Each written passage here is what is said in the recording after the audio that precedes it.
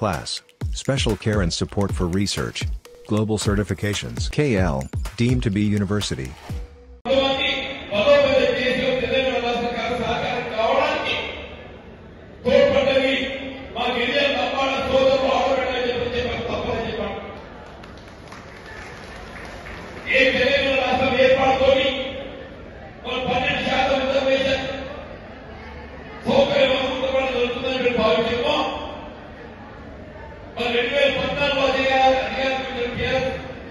ముఖ్యమంత్రి కేసీఆర్ గారు ఎన్నికల్లో ఈ అంశాన్ని దాదాపు 8 సంవత్సరాల దాకా వేసిన 8 సంవత్సరాలు చేపట్టండి.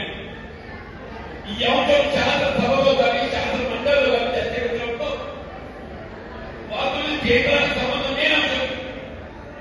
రాష్ట్ర స్థాయిలో అమలు చేయాలని పెట్టినప్పుడు రిజర్వేషన్ రాష్ట్రం నిర్ణయం తీసుకునే అవకాశం ఉన్నప్పటికీ కూడా ఒక వేదికతో కేంద్ర ప్రభుత్వం ఇది రాష్ట్ర ప్రజల అంశం కాబట్టి కేంద్రానికి సంబంధం లేదు అని వాళ్ళు స్పష్టత ఇవ్వలేదు.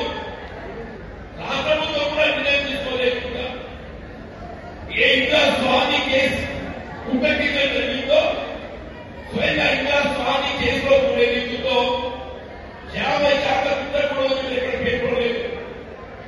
సాధారణంగా 50% తిట్టకూడదు, కానీ ప్రత్యేకమైన పరిస్థితులలో 50% తిట్టడంలో పేర్కొనలేదు.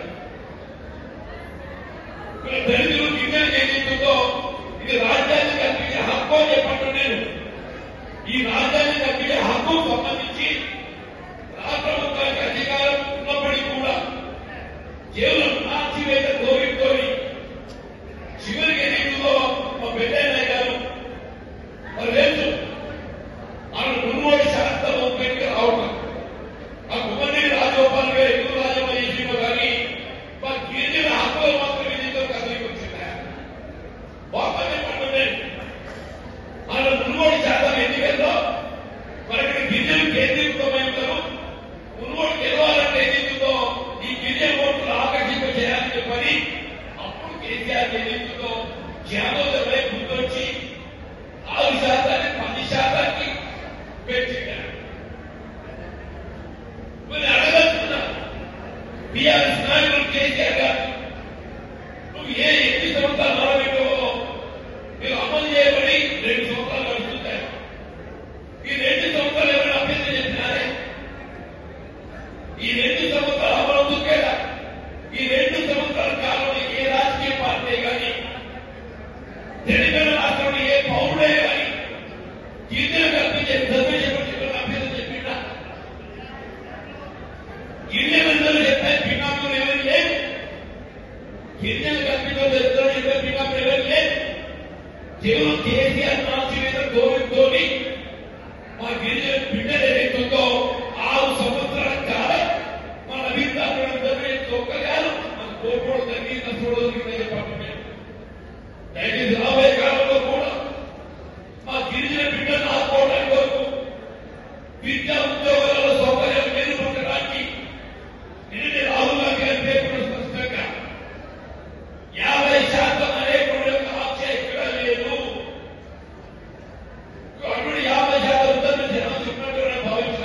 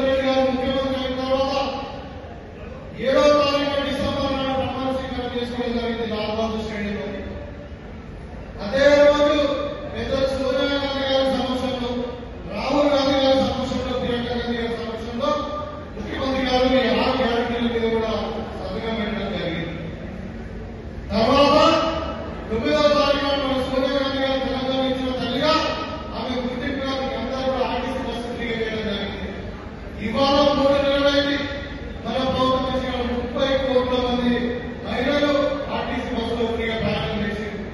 ఈ పిల్లలు చదువుకుంటే హైదరాబాద్ ఒక సమ్మకాల జాతర వైద్యులు మిగతా వాళ్ళు భద్రాచలం వైద్యులు ఇక్కడ ఎక్కడ కూడా రాష్ట్ర వైద్యులు ఎక్కడ పోయినా ఇంకా షాపింగ్ పోయిన ఎక్కడ పోయినా మీకు ఆర్టీసీ బస్సు ఇక్కడ జరగాలి.